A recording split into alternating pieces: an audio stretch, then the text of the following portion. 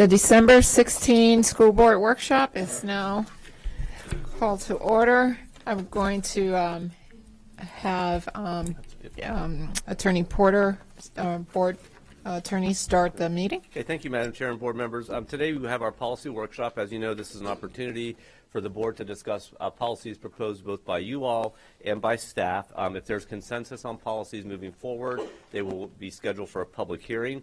We do have a few housekeeping matters before we start. Policy 5517.01, bullying and harassment, has been withdrawn, so that will not be heard today.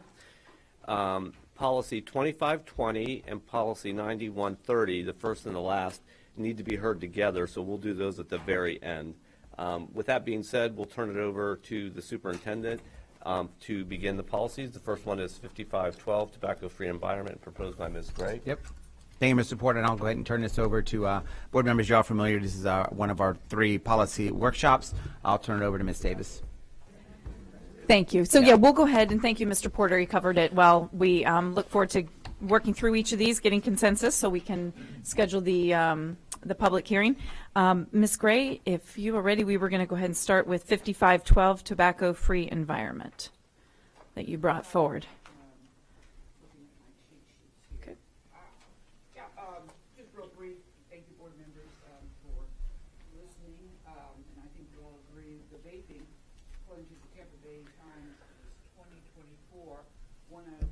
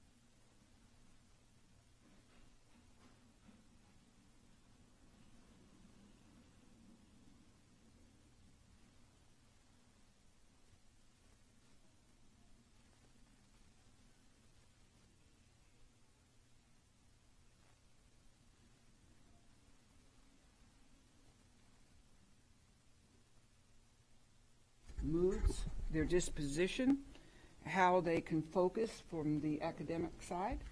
And it does remind one of, paying attention or not paying attention. Very unprovable, but definitely citable. So I think all those reasons alone prompted that Florida statute, which was fairly recent, and then the ones before that were made also. So that's my why. Is there anything else you want me to say? No. Okay. Board members, anybody would like to speak? If you want to get into the queue, just kind of motion to me. Okay. We'll just go down the line since all 3 of you. We'll start with Member Rendon. Thank you, Member Combs. Thank you, Member Gray, for bringing this. I think you're right. I think this is a critical time in our society that we need to address these critical issues, especially with vaping with our students. I would ask that in the general statement of the policy, we include the 1,000 feet from any school or Hillsborough County school property. And then, because I think that's neglectful not putting that in there to make sure that because it is a tobacco-free environment, that we need to make sure that does that.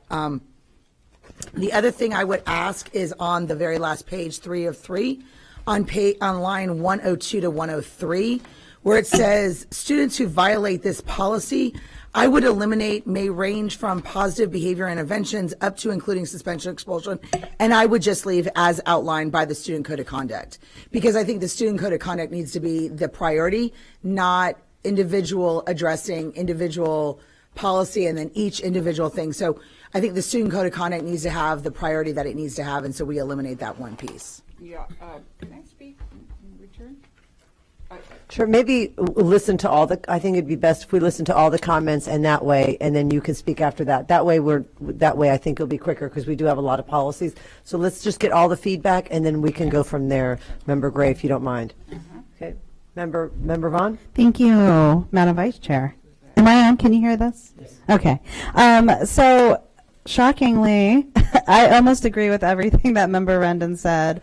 I think that this is right on time. It's a huge epidemic in our schools. I mean, even when we have our student forums, the students who come, they come and say one of the biggest concerns is vaping and what's happening in the bathroom.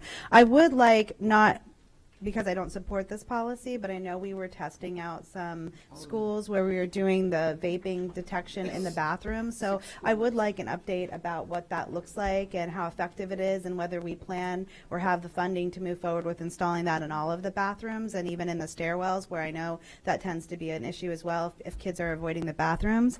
But I agree with the 102 to the 104 that we work very hard on the code of conduct to kind of outline the entire matrix of all of the issues with behavior so that parents and students know what to expect and what the consequences are. And I think that we should just reference that as, you know, what is going to be the consequence for being caught, and that the other language is a little bit subjective to each person. And I think that could bring forward accusations of inequity, and we just need across the board, you know, across the board outline policies, which we have in our student code of conduct. So I appreciate you bringing it forward, and that's my feedback. Thank you. And if Member Combs, if you're okay, just if Mr. Farkas gave an update just on the vaping. It'll take just 1 minute. 2 seconds. Just for the board to make sure they're aware, we did have 3 different pilot, different vendors that we used for vaping that we used in bathrooms, high school bathrooms. We got feedback with the high school regional superintendents, and we did go forward with the Halo sensor, which is produced by Motorola. They will be installed in all the high schools this spring. So every single high school is where we're going to pilot it. We're not doing stairwells. We're just doing bathrooms to start out with. It'll be capital funds. You'll see that board item in January. That'll go forward with that part too. But it is, we've got to have one. Now we can start to collect the data on it. So we've seen a lot of positive things, and we can talk more about that. I'll be happy to give you some more updates with Ms. McCoy and Mr. Nelson, but the high school principals are very happy that they have a way to see that. What we're doing now is tying in the cameras to that, obviously not in the bathroom, but in the hallways near the bathrooms to find out when it goes off, who's going in and out of the next part of the bathroom. So that's happening, and we'll get more data to provide, but we got authentic feedback from 3 different high school sites, and that was the leading one that we had, and so we're excited about what that looks like. We're installing those this spring. Thank you, Mr. Farkas. Thank you. Thank you, Mr. Farkas. I know if you could stay, I think board members have questions about that. So we'll just go through the feedback, and then some members have questions about, if you could just stay there. Member Hahn? Thank you. This is very student-focused, aren't we enforcing a tobacco-free environment for everybody in our buildings? Correct. So shouldn't it be more, I mean, I don't know how you would word that, but instead of students are prohibited from possessing, shouldn't it be think written there's a a- little I- broader? So the way the policy Yeah. manual is organized, things are separated by student, staff, and Okay. so it's covered in other places, so. Okay, yeah. all right, well, as long as we can mirror this And if in we'll other look to places. see whether it needs Can to you be s- mirrored, yeah, yeah, I mean. please. Yeah, Okay. The other thing I noticed is the definitions B and F are very similar. And so I would suggest somehow synthesizing that into one, because And if I you look brought in. that out, Stacy, I'm sorry? to your point. I did bring that out. Yeah. It was Jim. Because it says, you know, electronic smoking devices includes but is not limited to, and then it's kind of the same in F. So I think that needs to We be. can look at that, yep. Yeah, and then just in G, where it says the device has features that are significantly appealing to minors, Do we need to flush that out a little more? I mean, I don't even know what features it has to be That's appealing. statutory language, so I took that from the Okay. statute. Yeah, so, I mean, yeah. I don't even know what features are on a vape that would be more appealing to a minor than Yeah. not. I have no, yeah, We got this from the state attorney's office Okay. in legal affairs. yeah, I just, I That's But think. we're happy to look at it again, but Yeah, that that's fine. language comes directly from the state, so, but we'll look at it. And then the signage right now in schools is no tobacco, is that correct? Correct. So, I mean, vaping is an action. Tobacco is the actual, what's in it is not an action. So is it, it's kind of strange. I Okay. mean, should it be no smoking or vaping? Like, those are two actions. Okay. I don't know then, but, Well, we could say no use of tobacco products or vaping. Yeah, well, That's good. a good Yeah. point from a, yeah. just, and then I agree with just aligning that student code of conduct. That should come first, so that way we don't have school by school, kind of like what we've experienced with the, you know, the rules around what kids can wear to school. Got Some it. kids are getting Dress code, flagged yeah. at one school for wearing something that another child isn't at another school. So if the code of conduct can guide it, that'd Okay. be great for continuity. But thank you. Great, and I think we have three more member comments, and then Member Gray, I'll give it back to you. Member Perez, and then Member Washington next. Member Perez? Well, thank you. I'm agreeing with my three fellow board members. You're correct, Member Gray, when, you know, we're looking at mental health. A lot of students claim that they vape instead of smoking due to stress, and, you know, that they feel anxious, so they start vaping. But But in between lines 103 and 104, I just feel that the student's code of conduct is more specific, as opposed to the generalities that it talks about positive behavior interventions, because, you know, it really doesn't specify what those are, aside from including suspension or expulsion. So I think sending it back to the student code of conduct, which is more specific, would be best, as mentioned by my fellow board members as well. Thank you, Member Perez. Member Washington? Thank you, Madam Chair. Vice Chair. Quick question, and Patty, you had a great point, because we got to put some feet between what you can do and can't do on the school campus. Jim, this question for you. How about if a person is smoking, say, on the sidewalk, which is city property, not school property? How would that be dealt with? I think Member Rim had a good point with that, and that comes from the statute as well, but we can look at the nuances of that before the public hearing. Okay. So, That was my question, I had. thanks, it's a good question. Okay. Thank you, Member Washington. And I basically, I had the same exact notes on when I looked at this last week. As far as lines 102 to 104, I agree with all the other members to change that verbiage. And also, the same thing with the signs. I guess there's two questions I have for you, Mr. Farkas. You know, when we get those signs, what does that look like? The cost of those signs. We want to make sure that we don't have to, we do it one time and then that's it, you know, looking at those signs. And then the other part is, because there are kids who are very addicted to vaping, and they're vaping all the time, as soon as possible, those letters need to go out to the students, the teachers, right away. So that way, I mean, literally, if someone's addicted and they're smoking every third or fourth period, it's going to be hard for these students to quit. So the sooner that these kids are told right away that this is about to happen, that these are going to be installed, that there's a zero tolerance. I think the sooner we do that, the better we do that, because I don't want to see kids who are suspended or in school suspension or missing academics because they have this addiction, and then you're telling them the first time they do that. So I think it's really important that we get that out as soon as possible to the parents, to the students, the principals talk about it, to the teachers. We really want to be proactive, because I don't want the schools to be inundated with, with negative behavior consequences that we know are going to occur. So that's all I have. Member Gray, if you want to respond to some of the feedback that you received. Thank you, Madam Vice Chair. So let's start out with what you just said.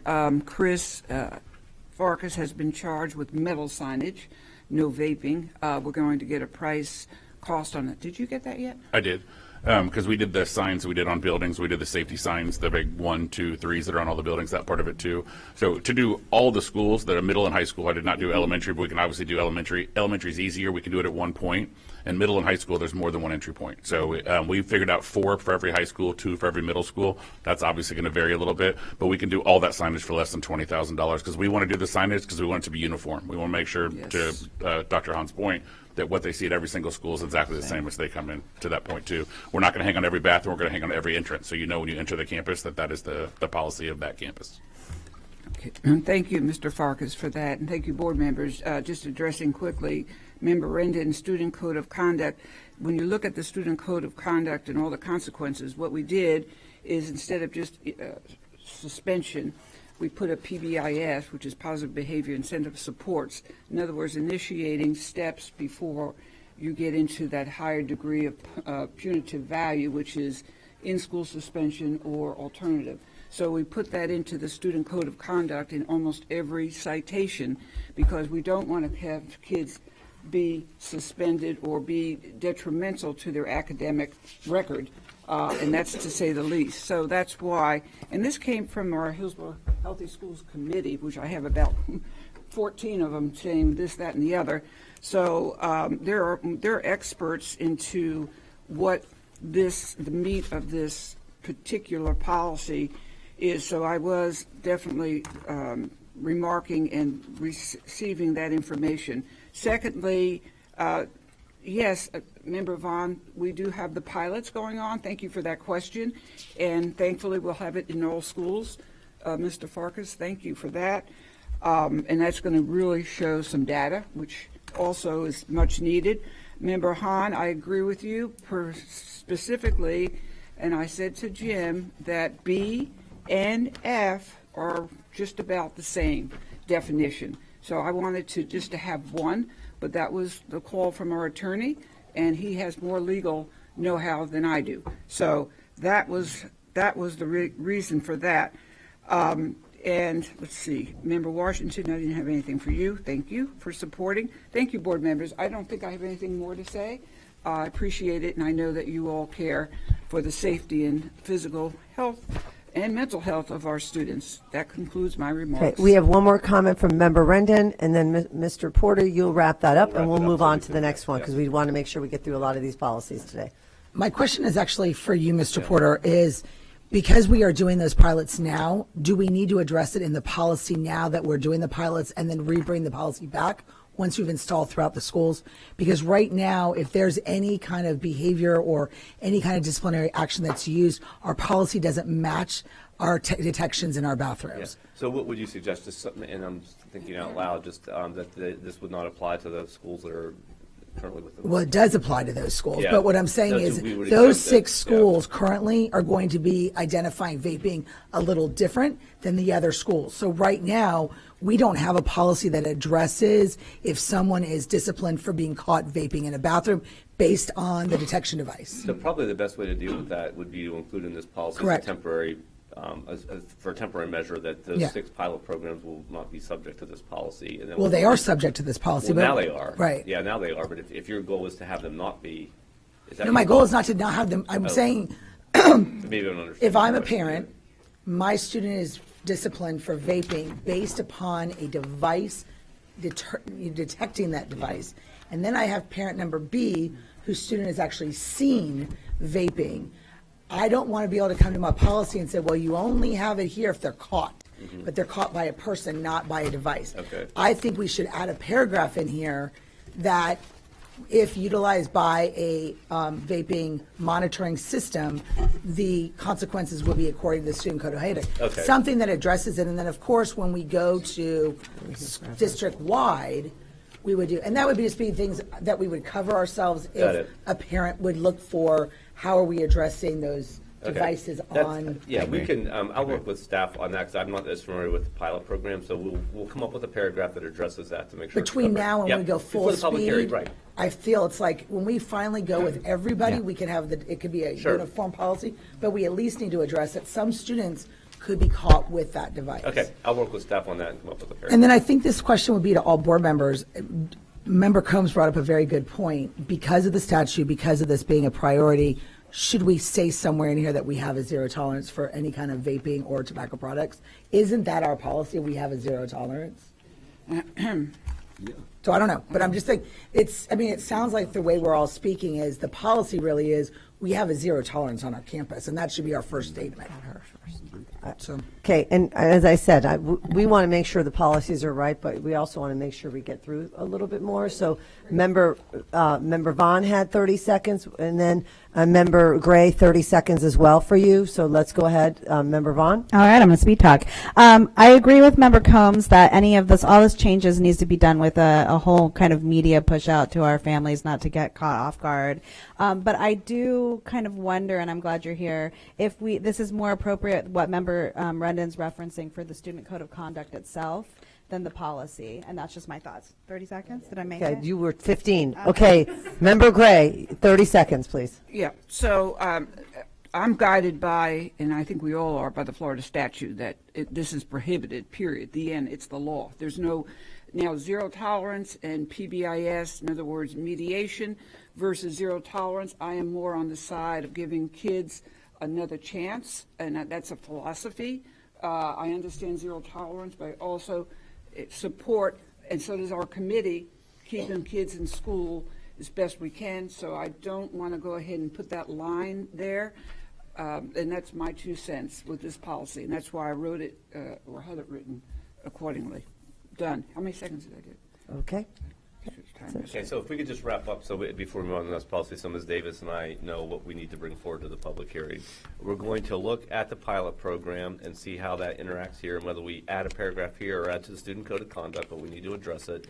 I'm going to look at the question that Mr. Washington raised about 1,000 feet from school property and include language that's appropriate and complies with the law on that. We're going to look at whether we add zero tolerance or not, but we'll look at those.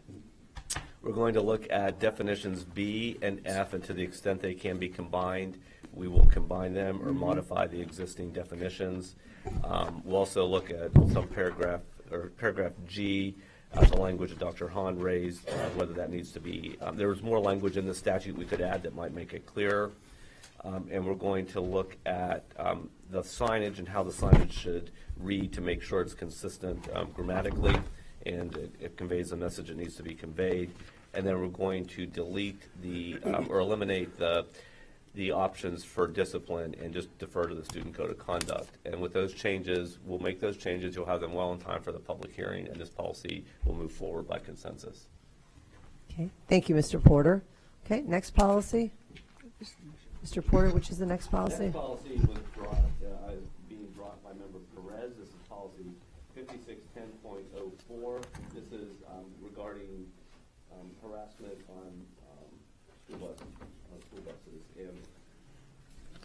And we worked with staff on this one at Ms. Perez's direction, and you have this policy. This is policy. Hold on. This is policy 5610.04. And we have an existing policy about behavior on school buses. The language that Ms. Perez is proposing enhances that and creates more consequences. Again, we worked with staff on that to make sure it was appropriate, and we got some good feedback from staff as well. So if you want to add anything from your end. I didn't really have anything to add. I thought it was well written. Sorry. Thank you. I didn't have anything to add. I worked with Dr. Graves and you and Kristen on the language, so. And the reason why, board members, I brought this up is because of the recent, issues that we have had on the school buses and how it remains a safety issue for the bus drivers. While they're driving these buses, our students, there's other students on the buses while the students are acting up. There's been fights on these buses, and I fear for the safety of the students, other students on the buses, along with our bus drivers. That I just felt that we needed to update this policy and, just tighten it up a little bit. Okay. Right now, I have in queue Member Vaughn and then Member Gray. If anybody else, just kind of motion to me if you would like to, Okay, yes, Member Vaughn, please start. Thank you. First of all, I appreciate you bringing this policy forward, especially as you've mentioned with what we've seen in recent months. The only questions that I really have are, similar to what we were saying to Member Gray's policy around including suspension or expulsion, more referencing the student code of conduct to keep that for continuity if that's what we're giving the feedback on the other policy. And then I guess my question is, one of the challenges I feel like we've always had has been kind of like who is responsible for that discipline since the student's not actually at school, and that's some of the feedback that we've gotten. So when we talk about the student code of conduct and kind of enforcing this new expectations and discipline, who is responsible for that? Is that the bus driver? Is it operations? Is it the principal? What does that look like? So that's what I need answers on, and I think it should be more clearly defined. So the school principals are all in charge of issuing discipline. The bus driver will report what happened on the bus to the school principal, and they, based on the student code of conduct and other rules at the school, they issue the Look at discipline. lines 31 and 32. That's not new. That's been there for a while, so that's sort of how that's addressed in this bond. Correct. So can we include the student code of conduct that talks about the buses and the transportations to see what that looks like with this next time? Anything that references the student code of conduct when we're evaluating the policy, can we have that piece of the student code of conduct so we can look at it specifically? Because I still worry that that's the disconnect, that principals don't embrace that philosophy, that something that happens on the bus is necessarily their responsibility from the feedback that I've seen. So if we can clarify that or reinforce it, that would be my feedback. And I'm trying to be short. Thank you. Bye. Great job. Thank you. Member Gray?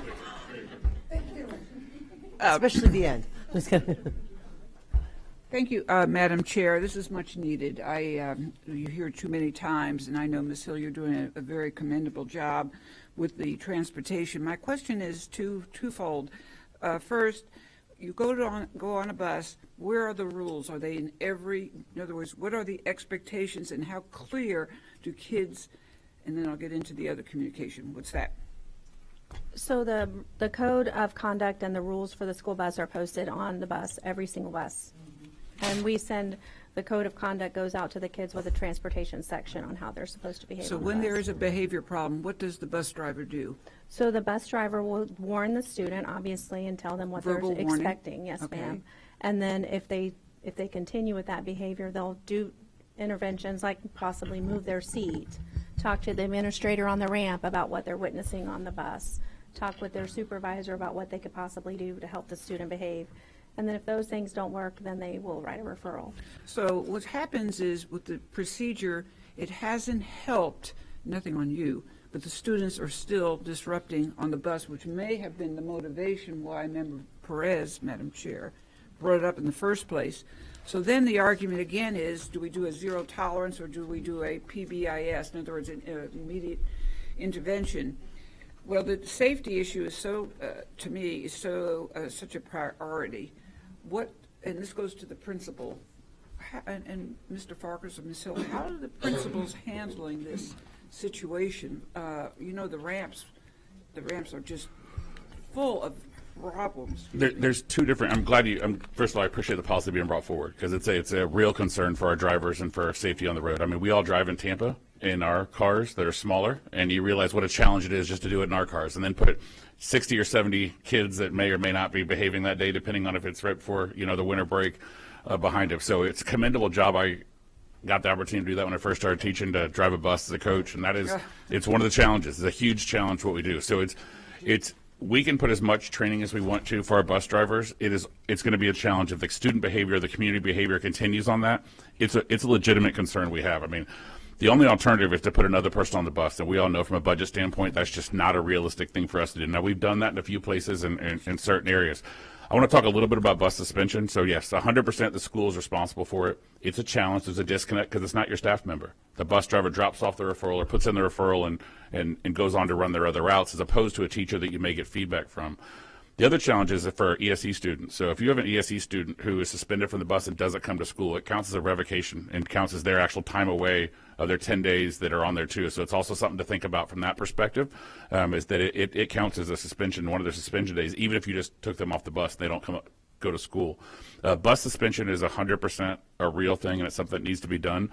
But we as educators and people that are on the school board need to think about what the consequences of that action are. Is the kid only, we've got students that are only misbehaving on a bus. And so that's important. It's a safety issue, and I think there's something that we need to do on that. We just don't want to take away instructional time when in reality some of those kids are actually great at school. It's their bus time, whether it's a long bus ride or it's the students, the makeup of the students on the bus. It's a real challenge for us. So I don't have an answer. I just wanted to say that I appreciate the policy going forward because, Ms. Perez, you're 100% right. That we've seen more and more behaviors as we've seen at schools, on school buses. I just don't want to set an unrealistic expectation for our bus drivers when it's such a challenge to drive in our current setup. That, yes, we're going to train them. Ms. Hill's done a great job, whether it's motivational speakers or techniques, and we need to continue to improve that. But I do think it's a legitimate concern that we need to talk about what the answers are. I don't know that there's a quick answer to that, but I appreciate the conversation more than you know. So thank you. Okay, thank you, thank you. Next up is, we have several more people. Next is Member Rendon. Thank you, Madam Combs. First of all, I agree with Member Vaughn with 27 and 28, removing the range of positive behaviors. It's already addressed. Student code of conduct, making sure we're referring to that. We want to make sure that maybe on our policies on our websites, we include the student code of conduct. So it's readily available when we state it here that we know families, if they're looking for the policy, they can see it right then and there. I think it's important. Ms. Hill, I want to thank you. In here as a policy, because it's mentioned in here like staff will receive the training, you are already doing a lot of training. Is there something we should add into this policy that addresses what type of training we're already doing so that our policy is matching what's currently happening? Is there a technique? Is there something? How are you doing that? Because I know you do it every year. I know you do it as a repeat. If you see a faulty on a bus, if you see an issue on a bus, you do repeat training. So should we be including in this policy that which we as a district are doing that we want to make sure that we state in here as a priority? Yeah, we can add that in there for sure because there's multiple modules we train drivers on Correct. as far as student behavior management techniques, all of those things. We can add that language in there. The other thing is every one of our buses does have an internal camera that if disruption occurs, that bus driver presses that. So there is camera evidence of the behavior because the bus driver cannot stop unless it becomes a safety issue. So we do not have that listed anywhere on this policy that I think is important to put on this policy as well. And the other thing is I like to volunteer in the spring or when we come back from break to do a ride along with one of our buses. I think it's important for us to show that support. And also it's important for us, if we're going to bring this to a policy, that we actually say that we've taken part in it, that we've been on it. And so if you could arrange that, I would appreciate Absolutely. it. Thank Any you. day, anytime. You get to arrange that. 750 to choose from. I know, right? Yeah, I know. And then my only last comment is I believe we did, in the last policy cycle, we have already addressed the new law that states that it's trespassing for a parent on a bus. So that's already been addressed in another section. Thank you. Thank you, Member Rendon. Member Perez? Thank you. And add me to the ride-along. But I know that you do, you have speakers that come in for the bus drivers. Have we ever spoken to the students about the dangers of doing what they do on the buses every year to make them aware? So that's a really good question. And we started this year a school bus safety program where we're going around. We kind of did that a few years ago. I'm going to date myself where we used to do that many years ago. We started that again this year where we're going around talking to students, doing some role play, some active intervention about how to be safe getting on the bus, getting off the bus while you're riding on the bus. So we are doing some of that. And I also think it's important we do it at the younger ages because Yes. that's when the behaviors are there. That's so we've where done we started. comic books and things like that, so Yes. kids can see the dangers of what that looks like and the importance of behaving on the bus because we want to start that a little bit earlier. So Laura and her team have done a great job of going around with some of our partners and giving away books, giving away coloring, doing activities. So it's a great question. Could that be something that they like mandated to take? Because those behaviors are like, in the vehicles, like parents are supposed to have those car seats. They're supposed to have the children, buckled up. We train those children, when they're getting in our cars. But is that something that could be part of a course for our students to be aware of what's going on when that bus is moving? And that if there's a crash, because of what they're doing, that this can be avoided? There are some state requirements that we do for bus evacuations and things like that, where we educate kids on how to act on the bus, how to get off the bus in the event of an emergency. But we could certainly put something together that could be given out to the schools to give to students, for sure. Thank you. Member Gray? Yeah, I forgot the second part of my question about the communication. So when we talk about family and community engagement and the parent outreach, how are the parents being informed of the, let's just say, the difficulties of your son or daughter? What happens if they are imposing a safety element to the bus ride? In other words, are parents being equally educated? They are. It's the same process. It's through the referral process, so it's school site based. It's not from the bus driver, although they're involved in that conversation sometimes when it gets from a safety issue. But the school site is actually responsible for making sure they communicate that back to the drivers. I mean, back to the Back students. to the parents Yep. and the students, yes. The school works with their community and their parents. Sometimes the parents meet us at the door of the bus too, and we have conversations. It's a good thing. It is. All right. Thank you, Ms. Hill. Thank you, Madam Chair, Vice Chair. Thank you. One more comment from Member Vaughn, and then we'll be done with this policy. Very quickly, is it possible, since we have these kind of behavior modifying classes or curriculum or things that we kind of teach to the kids, to be part of the student code of conduct, that instead of a suspension, there's like a mandated training that experience that they have to go through, like a PBI, like in school suspension where it's not the full day but 20 or 15 or 30 minutes, there's a piece of it where they really understand like the consequences, the expectations, and they kind of get that training as a piece of it. So I really love that idea. We retrain drivers. There's no reason, instead of suspending a kid, we can't retrain kids and start on that. So 100% we'll work on that. That's a great idea. Okay, great. Thank you, Member Vaughn. And I just wanted to say, Ms. Hill, thank you so much. You just do an incredible job. Whenever there's an issue and I email, you are so responsive and you work very, very hard. It's one of the most challenging things, I think, with the bus, and the challenge of finding bus drivers with such a shortage. And, and HR as well as being really creative on making sure that we're paying our bus drivers. I always say, probably one of the biggest impact for me when I was in school was my bus driver. The first person who saw me, the last person at the end of the day. Our bus driver is so important, and thank you for your leadership in that. Thank you very much. We have a wonderful team at Transportation. They make my job very easy. Thank you. Okay. You can wrap up? Yes. Okay, good. So based on the feedback we have, and please correct if I'm wrong, per Ms. Vaughn's request, we're going to include the student code of conduct just as backup, so everyone sees what's happening. Ms. Rendon suggested added specific language about the training modules Ms. Hill uses, and also language about the cameras on buses, and I'll rely on staff for help with language on that. And then consistent with our other policy, we will eliminate the specific disciplinary options and just defer to the student code of conduct. And with that being said, there's consensus for this policy to move forward. Okay, the next policy, board members, is policy 6210, fiscal planning. This was a combination of Dr. Hahn bringing it forward and our CFO working on it. So we'll turn it over to the CFO, unless Dr. Hahn wants to take over. No, I'd like the CFO to start, and then I'll explain it.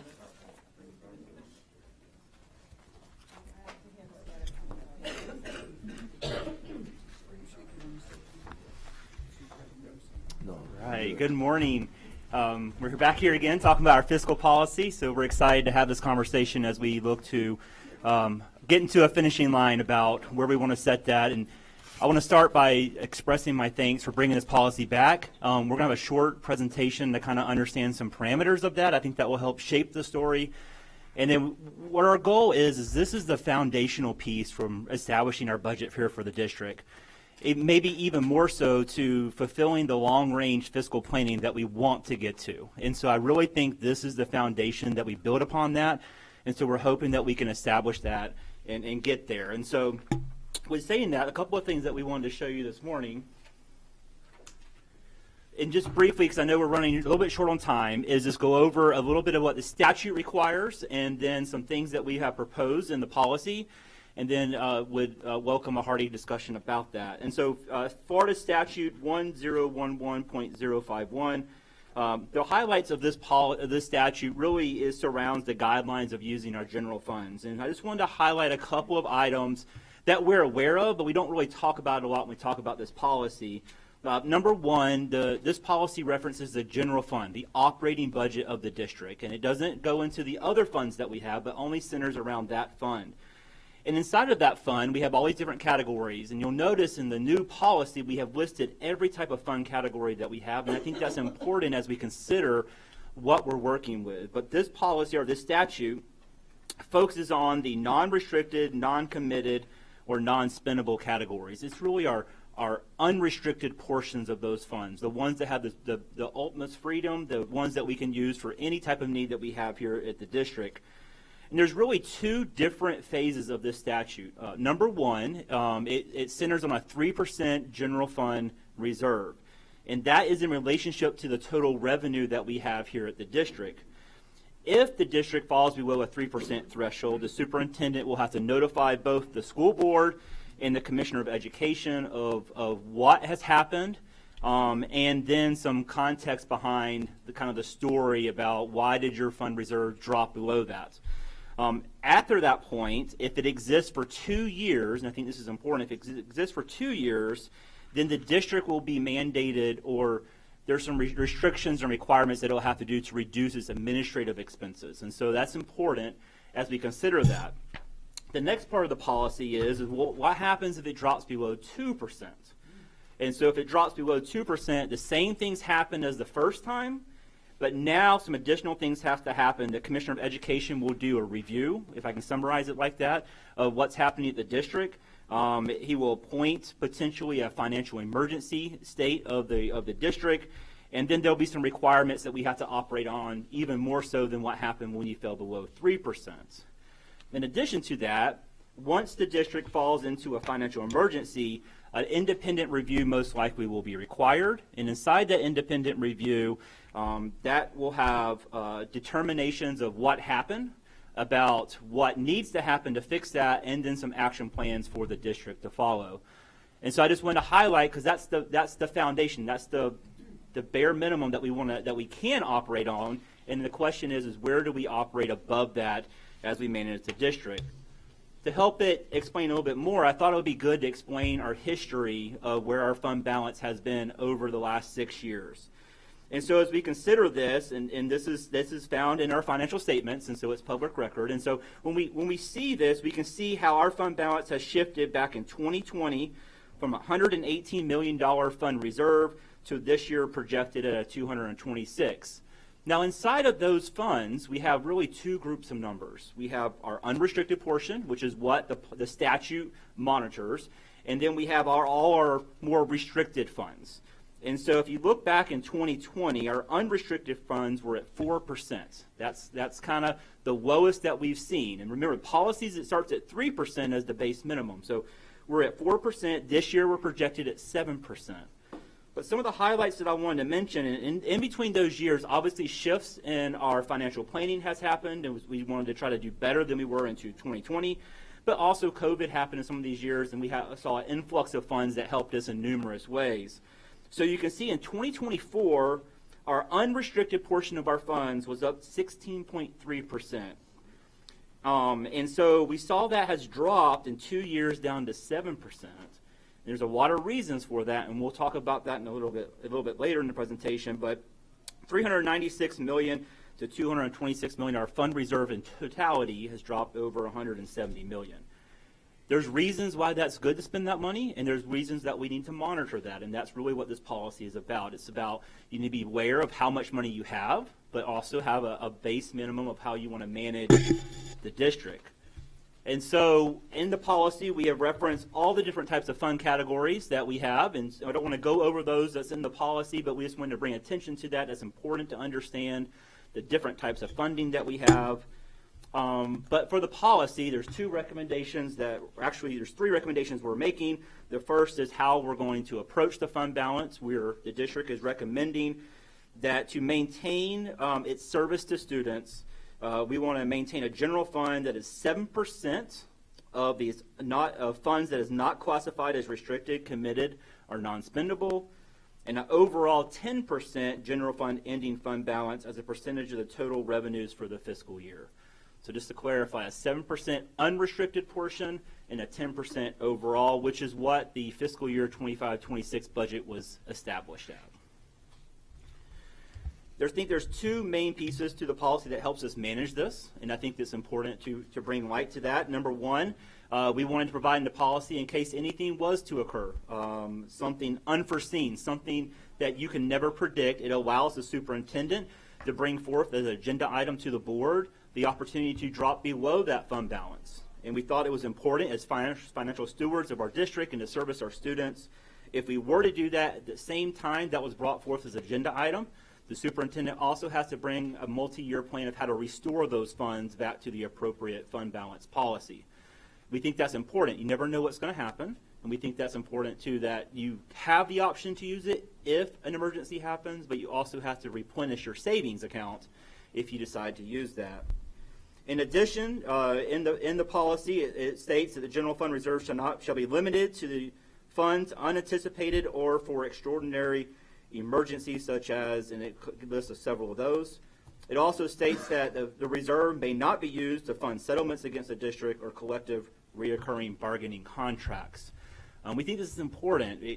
It doesn't limit us from doing things to run our district or to approve in the budget reoccurring expenses. What it does tell us is we have to operate in the confines of the policy to run the district and to still fulfill those goals. I'll give you one example. This year, the fund balance used about $19 million of our fund reserve to help support the reoccurring negotiations we did. That was important because we had the funding to do so. That cannot be sustained moving long term because we have to find the revenue each year to support those things that are going to happen year after year. And so with that, we want to recommend this policy to you, and I'd like to turn it over to the board. Okay. Thank you so much. Thank you, Mr. Lewis, for all your hard work and for such a great summary. I'm going to turn this over to start with Member Hahn, and I have a couple other members. Please, Sure. Thank you. Thank you for presenting that, Mr. Lewis. You've worked very hard on this, and I've really, this has been a priority for me, but I've let Mr. Lewis lead this.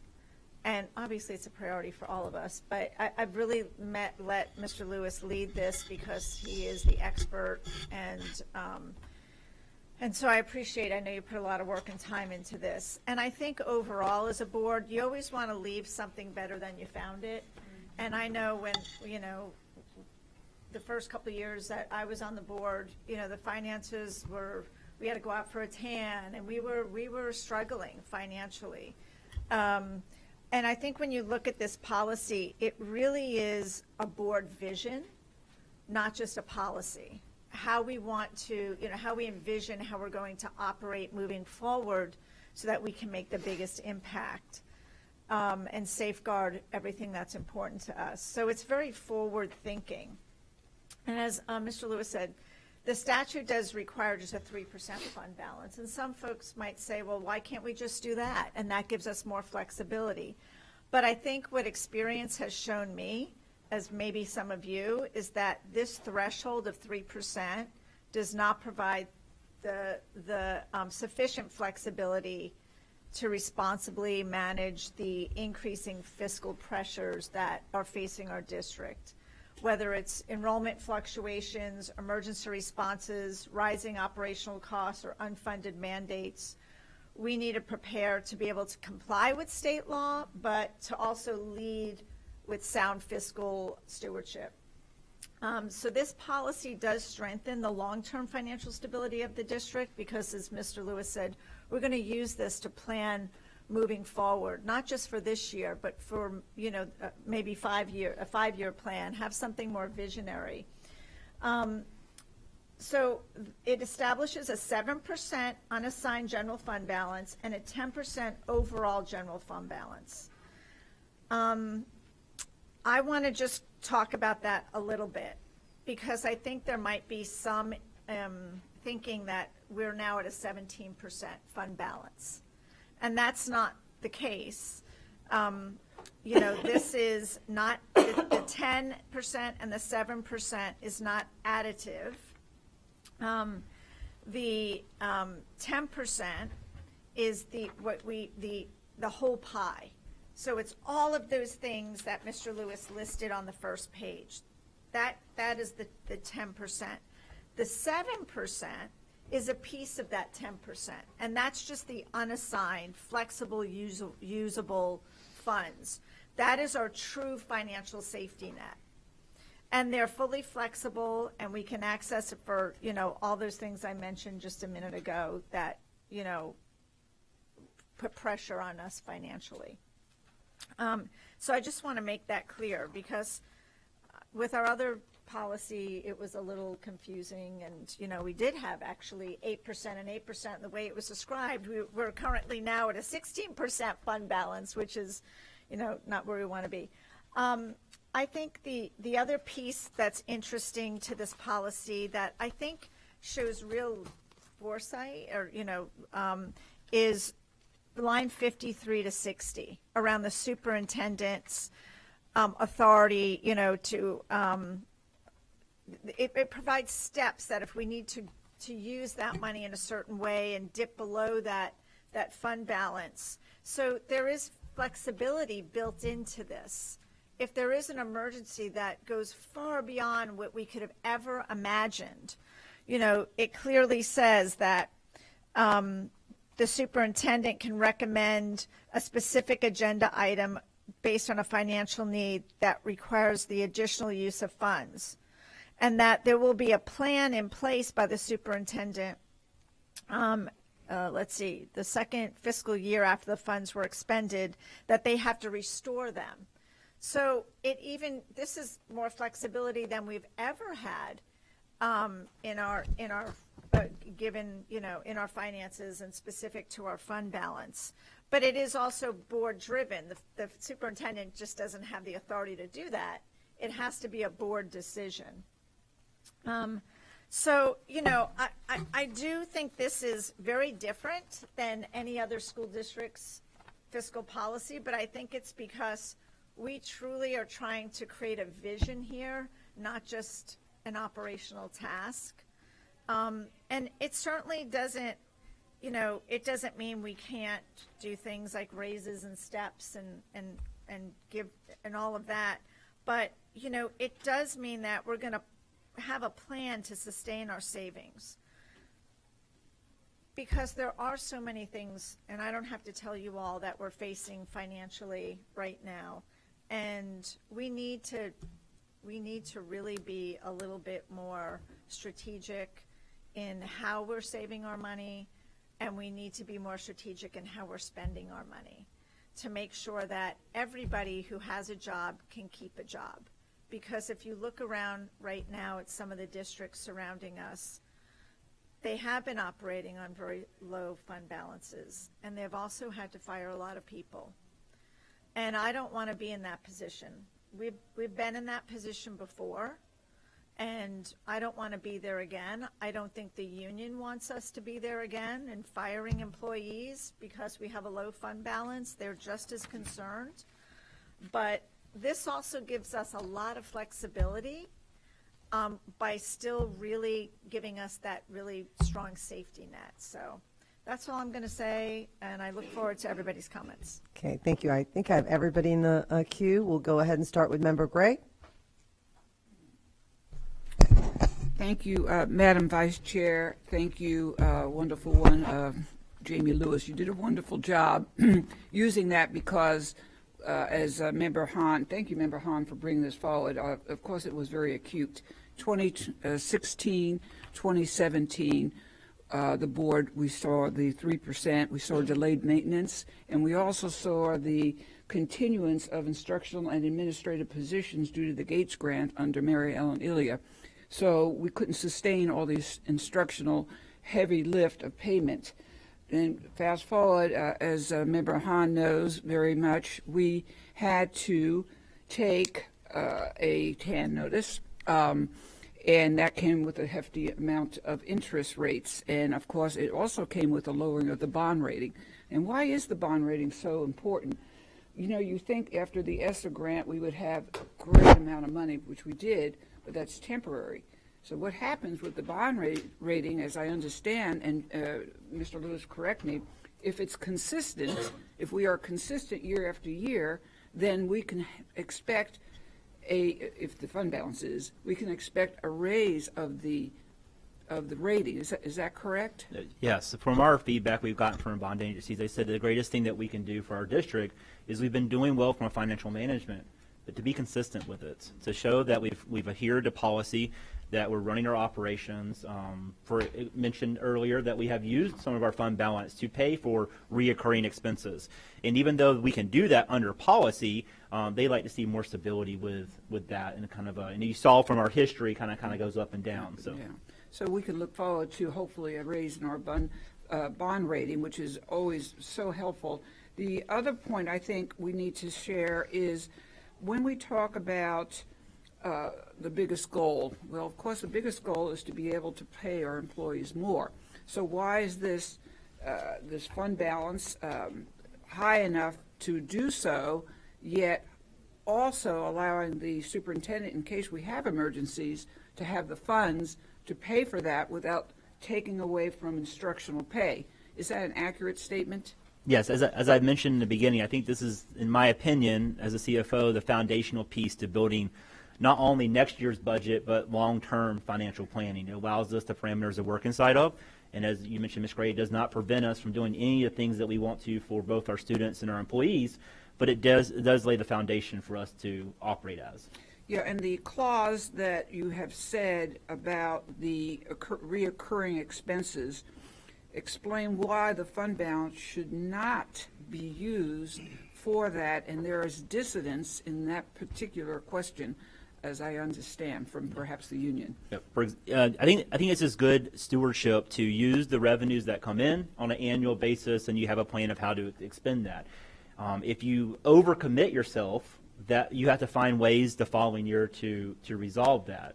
And so, for example, this year we used $19 million of our fund reserve to pay for negotiated reoccurring because we had the cash in order to do that. You can't consistently stay at that. I think another thing that always I worry about is, well, what's our biweekly payroll for the general fund?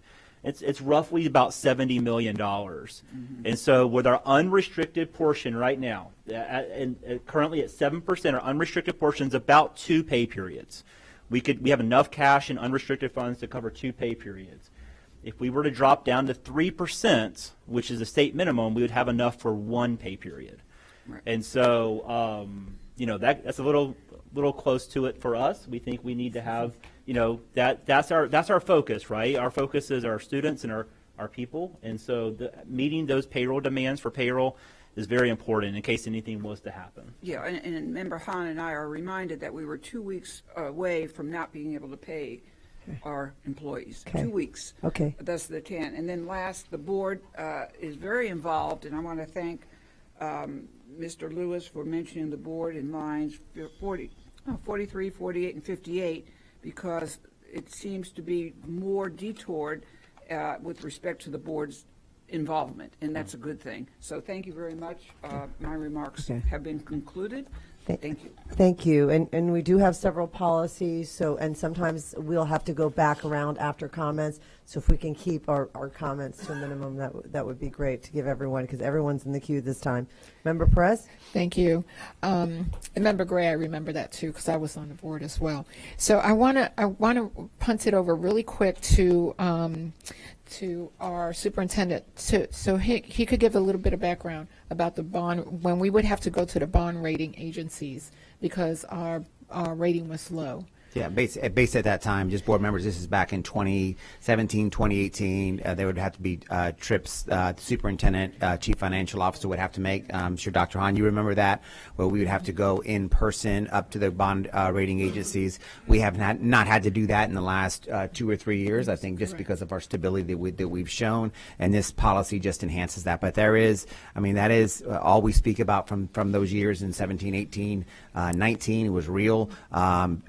Trips up to the bond rating agency in New York to explain our basically situation, and lately Mr. Lewis has handled those this past year, and those have been through virtual sessions. We have not had to make that trip up there, and that just goes, if you can see over there, our increased bond rating over the last number of years. But that's just an example of what we've had to endure in the past. Correct.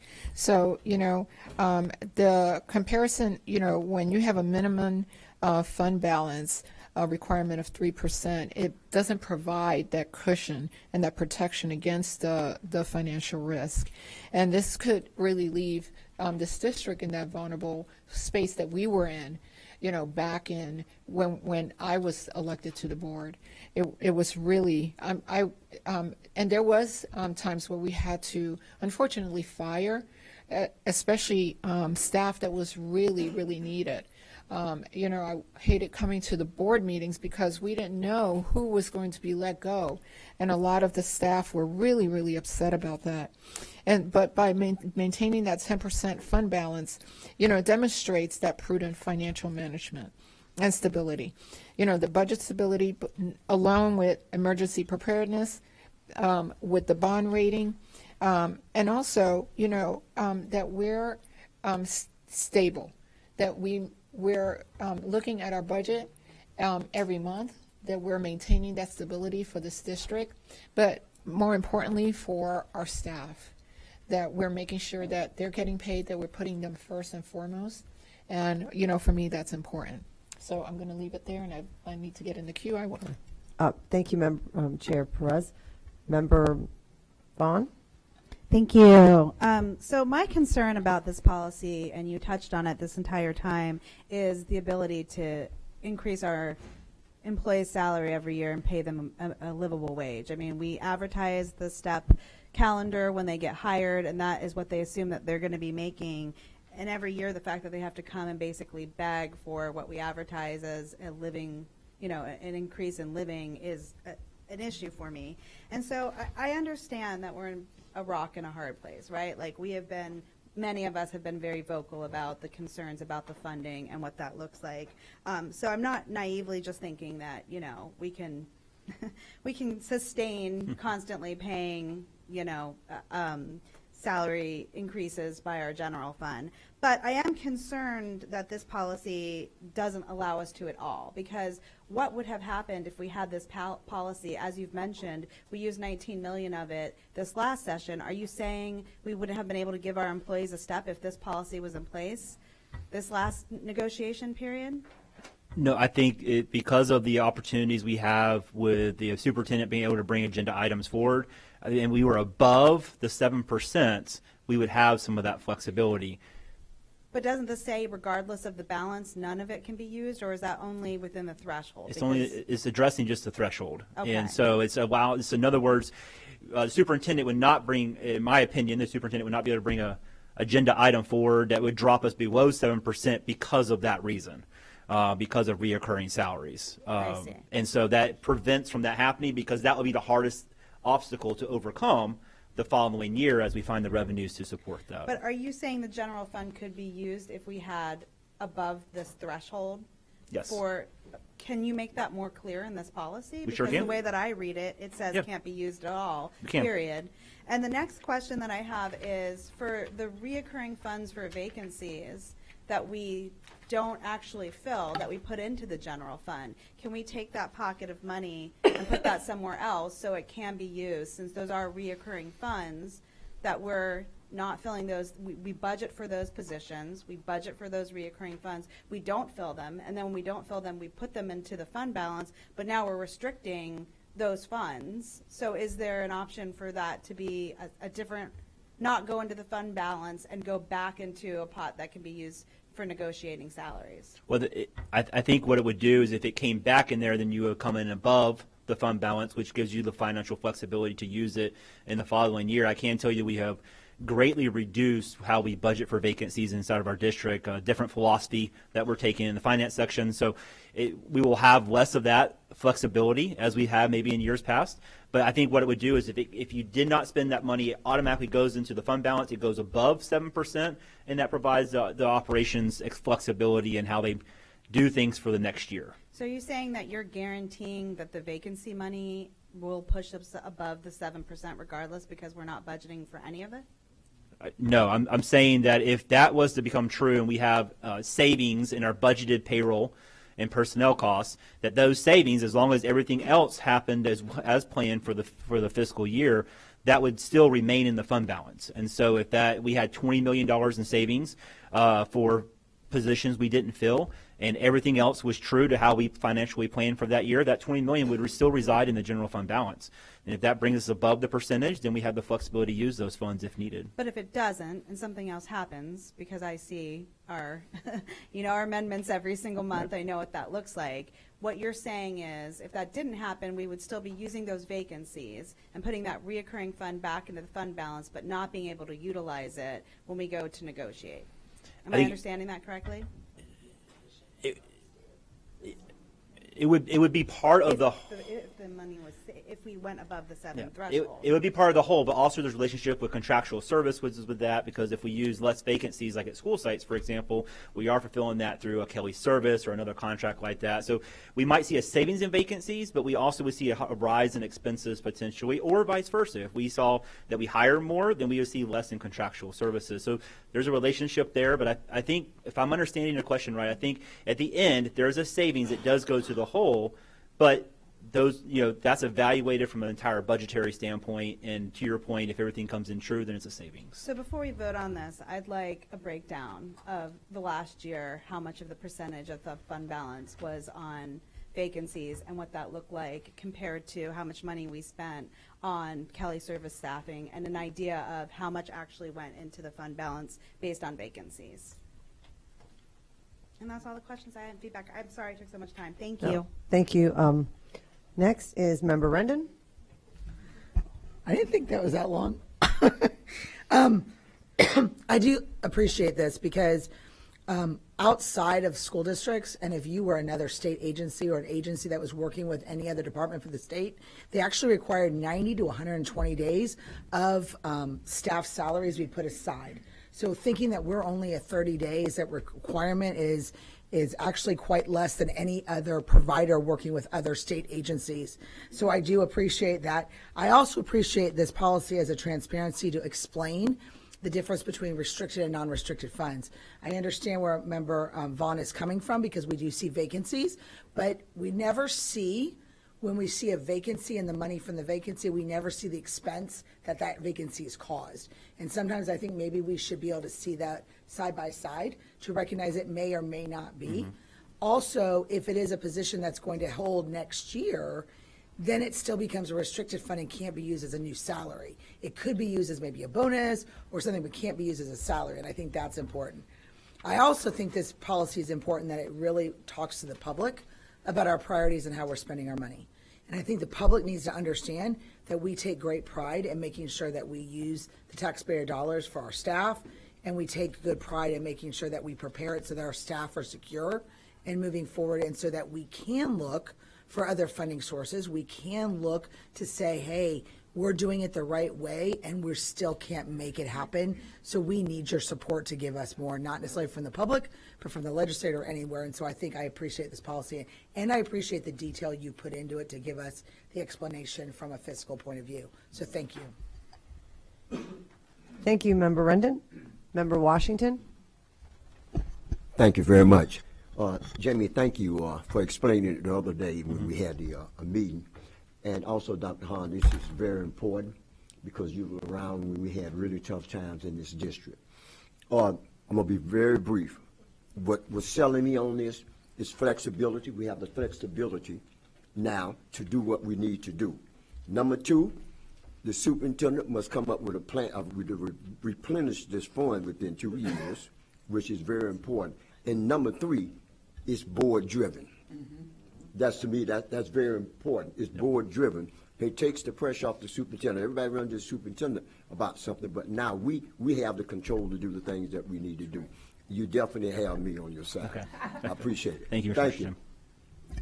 Thank you. I also want to thank Mr. Lewis, but I also want to really thank Member Hahn, because this is something that she's brought forth. I remember last time you weren't here and not being able to really clarify. I mean, I think one of our biggest responsibility is the fiscal responsibility of our district. I mean, we cannot run a district without the fiscal, making sure that we're able to pay our individuals. And as I don't remember who it was, somebody said about Pinellas County and other counties surrounding, when people are losing their jobs right now, that is the hardest thing. They're finding out the year's already started. I know someone who lost their job like 3 months into it, and they were, trying to get into Hillsborough. So I think that's really, really important.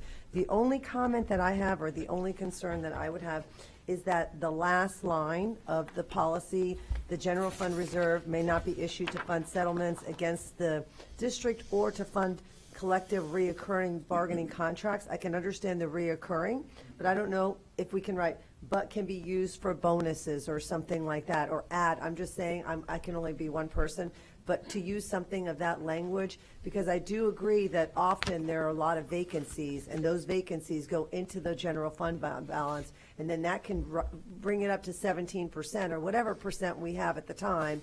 And to be able to pay those bonuses, or to be able to pay the ESC department, or to be able to pay different areas that we are short on, and we know that that general fund is high. I don't know if other board members will agree with that, but just using that language and adding something to the end, I think, is just a suggestion. We can definitely add it. It is how it's written. It does allow us to do the very thing that you just mentioned. Is it does not prevent us from offering one-time payments for anything that we would do. So Yes. a bonus is a perfect example. We did that actually a year or two ago here at the district, which is what really drove our fund balance down. Perfect example. We're able to do that. We don't have to figure out a pathway to sustain that, but it is a good way to use your fund balance. And so if you were to get to an 8 or 9% fund balance, I think that's a really good option to consider, because you don't have to find a way the next year to figure out how to pay for those expenses. I mean, it's implied because a bonus is not a recurring. But it's still not clear, but I'm fine with it. Yeah.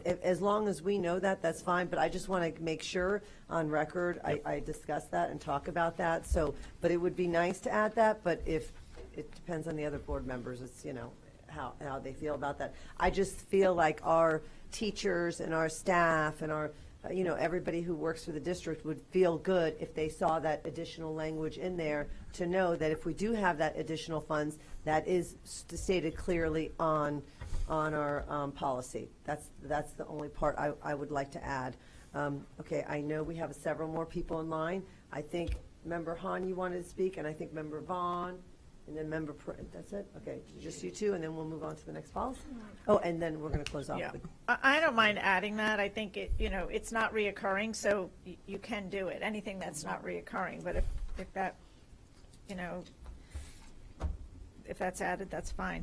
I want to thank again Mr. Lewis and his team for creating this. I think it really reflects a lot of the concerns and comments that we've all had during the last few conversations that we've talked about this, both in workshops and from the dais.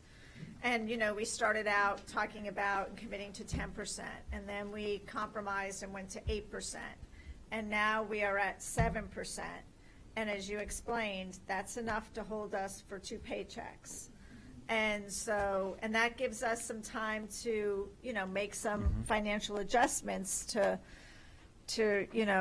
safeguard our employees. And so that is really important. I cannot imagine operating at 3% in these times that we're living in now, and the pressures that we're faced with around our finances. So, I am very comfortable with 7%. I am not comfortable going below that, and because I am just not going to be responsible for the financial decline and takeover by the state of this district.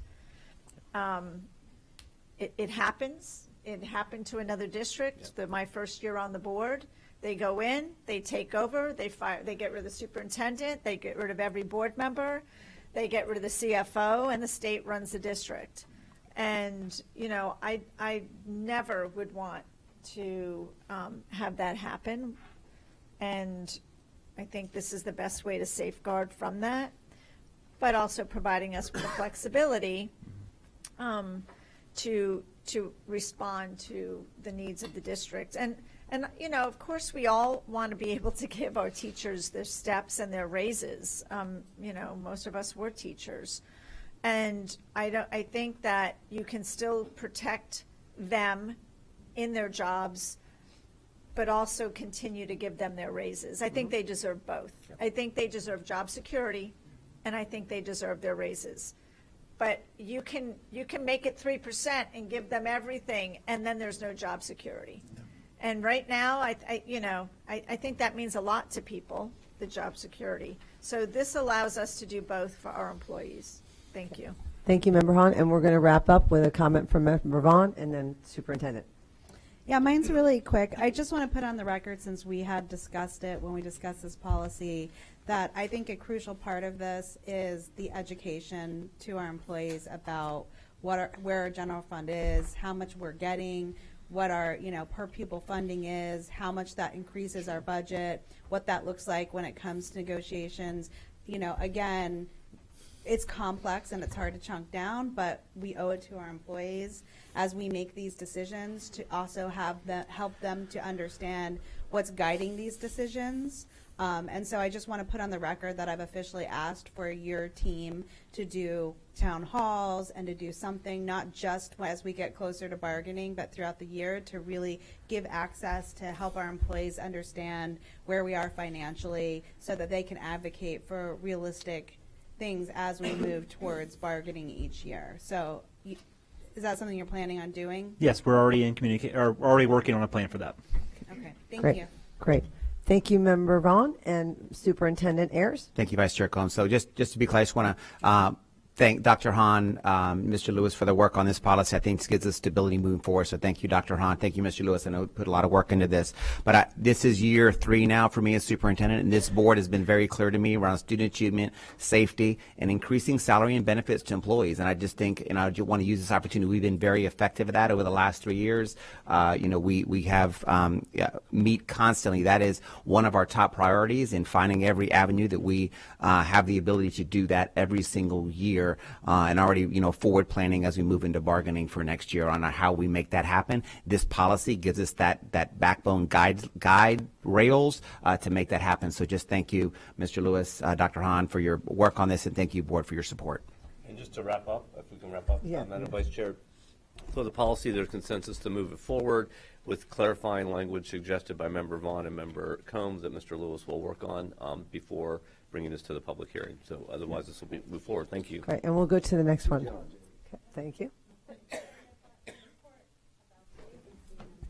Okay, board members, the next policy is 8510. This is a combination that's being brought by Member Gray with the work of staff, and I'm going to turn it over to Shani to talk about the wellness policy.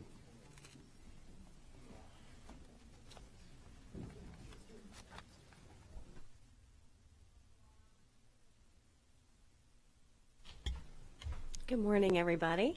I'm Shani Hall, Student Nutrition Services, and one of the proud members of the District Wellness Committee. So the wellness policy is part of the workshop because several members on the committee, which represent the various sections of this policy, needed to make some changes so that our policy reflected the current laws, statutes, regulations from the state of Florida. So there are several of us here, and we're excited to be before you today as we all care about the student health and wellness of Hillsborough County. So there are several changes, and I know it was probably a lot for everybody to consume at one time. But in general, these changes were just that our policy currently wasn't reflective of the current regulations, statutes, and laws that govern the wellness policy statewide. Okay? Thank you so much, Ms. Hall. And this is, we'll start with Member Gray since it is her policy, and I've got Member Vaughn. So if you want to get into the queue, just please, give me some eye contact. Thank you, Madam Vice Chair, and thank you, Shani Hall and Ashley Capucci and our wonderful Hillsborough Healthy Schools team. And this came from the team again of many committee meetings. It's basically a legislative change that we have made. The following areas had to be changed in health education, physical education, school meals with the USDA Healthy Hunger Free Kids Act, fundraising, and that goes with Florida Statute 5P1003, school health services, which is in line 340, 50% or more of our students have been diagnosed with a chronic and acute health condition, which interferes with their student learning or may interfere. Also, the requirements of medication distribution. Also, continuing on the legislative journey here, we have more nursing interventions exponentially done between 2024 and 2025. And Dr. Ross is behind me, I think. She knows about that for sure. And with the staff members now under the plan self-insured, we have Well-Being for You, which Dina Marshall is now articulating the new and hopefully improved employee assistance plan program that we have now. So all this is to say changes were discussed, vetted through a committee, and mostly it is driven by legislation. So I'll be happy to answer, and then we have experts here, Ms. Capucci from physical education and everything else, and Shani from nutrition, and Dr. Ross behind us from nursing. Thank you. Okay, thank you, Member Gray. We'll start with Member Vaughn. Thank you. Okay, so I have 3 different points to make. One of them is just about the process of these policies. So I guess I'm going to make those to you, Mr. Porter. It is very confusing to me if there is a member-driven policy that staff is also kind of working with about the changes to understand if those changes were organically coming from the board member or if staff is using legislation or FDA, changes to make those recommendations, and trying to navigate this policy to figure out what triggered a lot of these changes, since there's so many of them, was a laborious process that could have saved me a lot of time if there is legislation or different things that are driving these changes, that's actually written in the policy. It's standard in our other policies that if we're attaching different changes to legislation changes, we put the statutes in there or we reference what is guiding those changes. And that was not done throughout this policy, and I don't really understand why, because it made it very challenging and confusing. So going forward, one ask from me is, to have those references so that I can understand, this isn't just Member Gray deciding that she, this is important to her. This has actually already been decided at a state or federal level. So that's kind of just the first feedback to this policy in general. The next piece is, I appreciate that some of this has been vetted through the Health and Wellness Committee, but I don't really know about that committee or who guides that or who started that or how members or people are placed on that. So while I appreciate that there's a committee, if it's going to be heavily influencing policy and vetting things, I would like more of an engagement of understanding. Otherwise, can I make a committee that just helps me drive policy? So I would like to know more about this, since it's been referenced multiple times about this committee in general. But really, my point when we go to the actual policy, which I appreciate, it was a lot to digest. There's a lot of changes in here, and some of the wording was confusing for me, and I appreciate the feedback on ways that we could have made that a little less confusing. My issue, honestly, is with the PE. When we talk about physical education.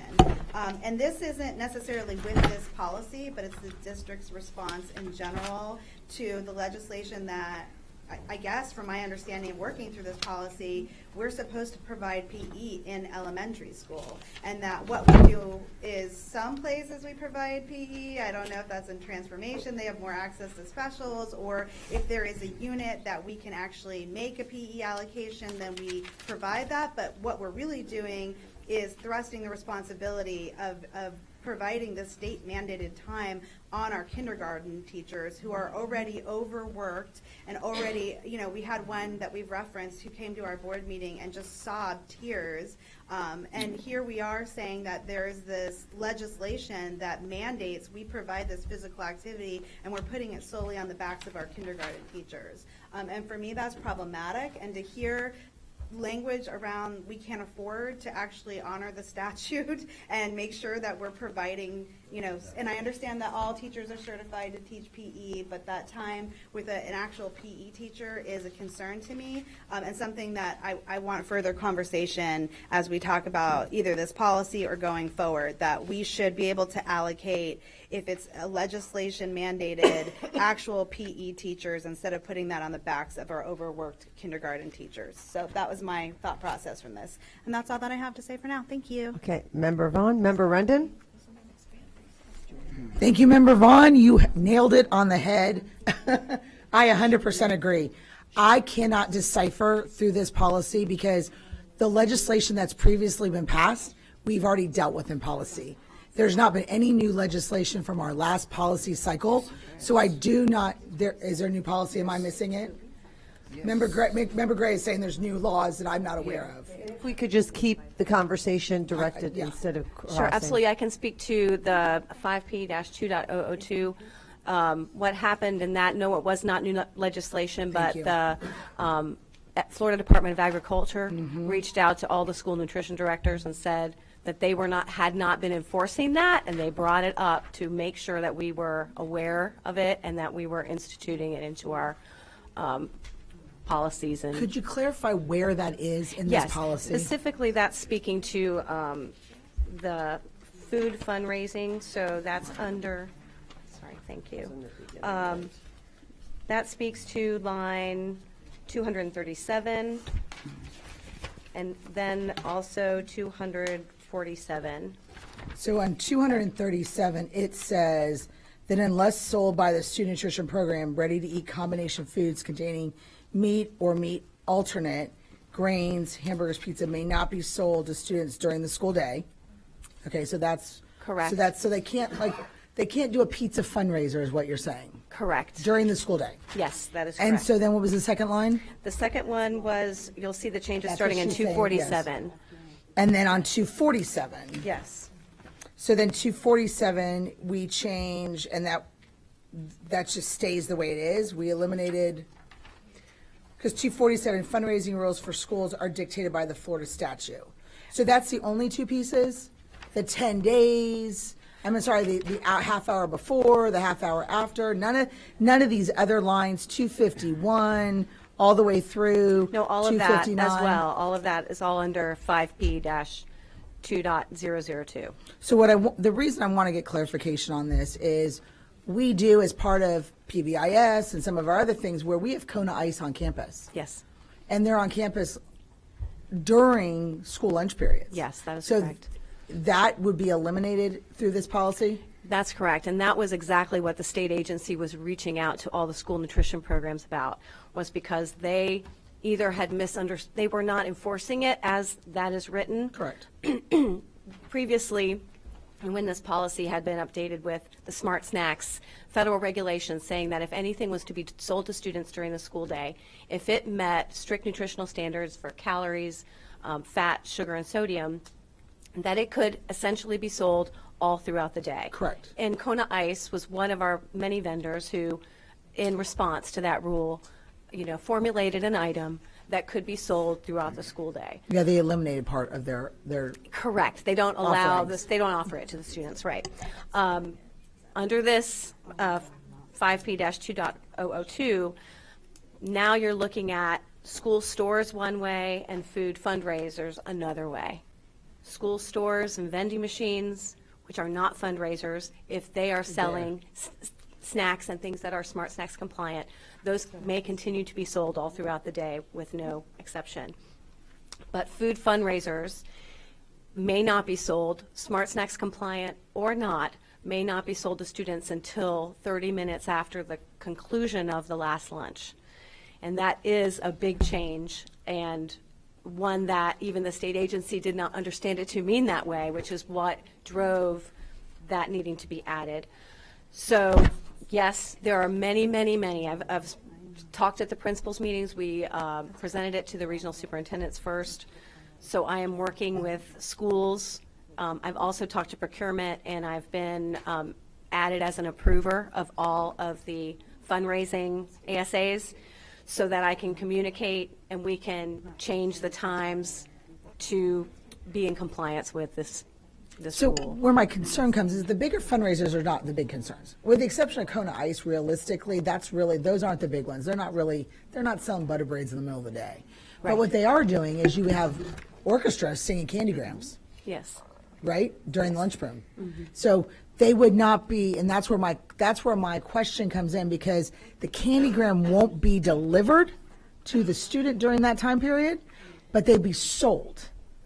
I'm working with the state on that. I Okay. received that same question, received several questions from the principal meetings. Right. That was one that came up in all three levels. Yes. So we were talking through some different ways that could it be sold throughout the day but distributed at the end of the day, and I'm waiting to get the state's response on that so that we can tell all the principals what the state's looking for. The other thing is, is there anything about 30 minutes before, or is it just 30 minutes after? Because homeroom is where a lot of things are delivered. You are correct, and no, there's no 30 minutes before. The school Okay. day, according to the Florida Department of Agriculture, starts at 6 a.m., and so nothing can be sold that's a food fundraiser until 30 minutes after the last lunch. So the only part of legislative change through this whole policy is basically the selling of items as a fundraiser, food.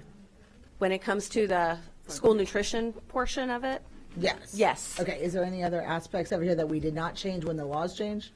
So for physical education, which Member Vaughn mentioned, adding in statute, so 1003.455 for HOPE. It's not in here reflective, but it should be as far as the waiver process. It's That's not exactly the what I end had all. down here, the waiver Yeah, it's process not for the both. end all be all. That students, let's line 117 through 121, adding in the statute so that as statute changes, our policy's always up to date. That would also cover the other physical education sections.